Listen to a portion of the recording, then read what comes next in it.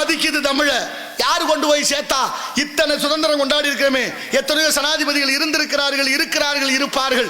நமது பக்கத்து மாவட்டமான ராமநாதபுரம் மாவட்ட ராமேஸ்வரத்தில் பிறந்த ஐயா அப்துல் கலாம் ஐயா அவர்களுக்கு தான் தமிழ் மீது பற்றும் பாசமும் இருந்தது. எந்த ஜனாதிபதியும் தமிழை பத்தி சிந்திக்கல. அவர் தான் முழங்கினார் ஐநா சபையில யாதும் ஊரே யாவரும் கேளீர் என்ற வாசகத்தை. வெள்ளக்காரன் மிரண்டு போன. அமெரிக்கா நயாகரா நீர் அருவி உள்ள நுழைகிற போத வச்சிருக்கேன் நல்வரவுன்னு தமிழ்ல.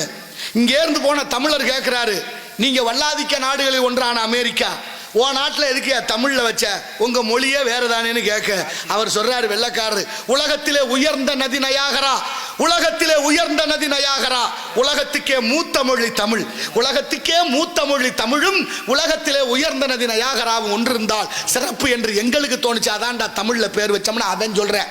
நம்ம வச்சிருக்கோமா தமிழ்ல பேரு வச்சிருக்கோமா? யாசிகா, அபர்ணா, பிருத்திகா, தர்ஷினி, மகிஷா, சர்மா, குர்மா, வர்மான்னு பேர் வச்சுட்டோம். யாசிகானா என்ன அர்த்தம்? யாசகம்னா பிச்சை, யாசிகானா பிச்சைக்காரின்னு அர்த்தம். தர்ஷினினா அமாவாசை இருட்டுன்னு அர்த்தம். மகிஷான்னா எரும மாடுன்னு அர்த்தம். அபர்ணான்னா அம்மனமானவள், நிர்வாணமானவள், ஆடையற்றவர்னு அர்த்தம். தமிழ்ல எவ்வளவு பேர் இருக்கு. நீ அதெல்லாம் விடுங்க. வடநாட்டு சுதந்திர போராட்ட வீரர்களுடைய பெயர்களை நம்ம பிள்ளைகளுக்கு வச்சிருக்கோம். காந்தி, நேரு, பகத்சிங், சுபாஷ் சந்திரபோஸ், சிவாஜின்னு பேர் தமிழ்நாட்டில் இருக்கு. உங்களுக்கு வேண்டி விரும்பி கேட்கிறேன், எவனாவது வடநாட்டுக்காரன் நம்ம நாட்டில் உள்ள சுதந்திர போராட்ட வீரர்கள் எங்க ஐயா முத்துராமலிங்க தேவர் பேர் இருக்கா? மருது பாண்டியர் பேர் இருக்கா? வீரமங்கை வேலுநாச்சியார் பேர் வச்சிருக்கானா? காமராஜர், கக்கன், வஉசி, கொடிகாத்த குமரன், எத்தனையோ தலைவர்கள் இந்த நாட்டு சுதந்திரத்துக்கு பாடுபட்டார்கள்.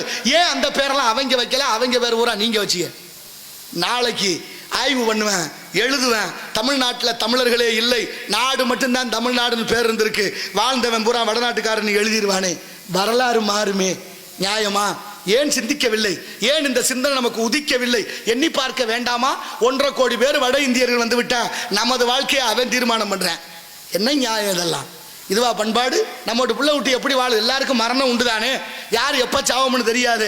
ஆனா நமக்கு பின்னே வரக்கூடிய சந்ததிகள் எதிர்கால திட்டத்தோடு வாழ வைக்கணுமா வேண்டாமா என்பதை ஊர்சிதப்படுத்துங்கள். எங்கே இருக்கு நீங்க பள்ளிக்கூடத்தில் தமிழ் இருக்கா? படிக்கிற போது சாப்பாடு சாப்பிட்றதுக்கு முன்னால ஒரு திருக்குறள் சொன்னோம், பகுத்துண்டு பள்ளியுர் ஓம்புதல் நூலோர் தொகுத்தவற்றுள் எல்லாம் தலை. இருக்கா இன்னைக்கு? இல்ல. ஏன் இல்லைன்னு நீங்க கேட்டீங்களா? ஏன் எடுத்தோம்னு அவங்களாவது சொன்னாங்களா? யாரும் சொல்லல, யாரும் கேட்கல. அடுத்தபடியா ஆத்தி சுட்டின அந்த கிழவி பாடம் வச்சா, அரஞ்சிய விரும்பு, ஆறுவது சினம், இயல்வது கரவேல், ஈவது விளக்கல், உடையது விளம்பேல், ஊக்கமது கைவிடல். இருக்கா இன்னைக்கு? இல்ல. ஏன்னு நீங்களும் கேட்கல. அடுத்து காலமேகம்னு ஒரு புலவர், அவர் பாடிய இரட்டுரை மொழி பாடல், ஆசுகவி, வித்தாரகவி, சிலரகவி பாடக்கூடிய வல்லவரான ஆடி குடத்தரை ஆடும் போதே இறையும் மூடி திறக்கின் முகங்காட்டும் ஓடும் மண்டை பற்றி பரபரனும் பாரிற் பின்னாக்கும் உண்டாம் உற்றிடும் பாம்பு எல்லனவே ஓதுன்னு படிச்சமே. இன்னைக்கு இருக்கா?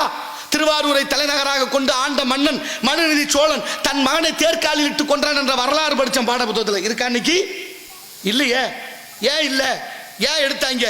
ஏன் எடுக்க விட்டு வேடிக்கை பார்த்திய? நீங்க எல்லாம் தமிழன் வரலாறு பூரா மறைக்கப்பட்டு கொண்டிருக்கு.